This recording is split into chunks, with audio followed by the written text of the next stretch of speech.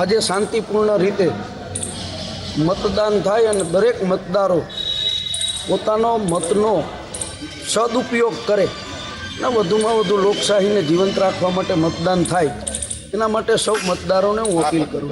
2 મહિના પહેલાં પણ ટિકિટ ડિક્લેર થયા પહેલાં કીધું હતું કે હું પોરબંદર બેઠક ઉપર લડીશ, તો 1 લાખથી વધારે મતે જીતવાનો છું. ગ્રામ્ય વિસ્તારોની અંદર ખેડૂતોને, કોસ્ટલ પટ્ટીની અંદર સાગર ખેડૂતોને, બેરોજગાર યુવાનોના, વેપારીઓને અનેક પ્રશ્નો છે અને ભારતીય જનતા પાર્ટીની સરકારની સામે, રાજ્ય સરકાર અને કેન્દ્ર સરકારની સામે જે રોષ છે એ રોષનો બેનિફિટ મને મળવાનો છે. અને આ ઉપરાંત ધારાસભ્ય થયા પછી વિધાનસભાની અંદર અને વિધાનસભાની બહાર મેં જે કામગીરી કરી છે એ કામગીરીના આધાર ઉપર લોકો પાસે મેં મત માંગ્યા છે અને લોકોએ મારી વાત સ્વીકારી છે. મને અભૂતપૂર્વ સહકાર મળવાનો છે, એમાં કોઈ શંકાને સ્થાન નથી.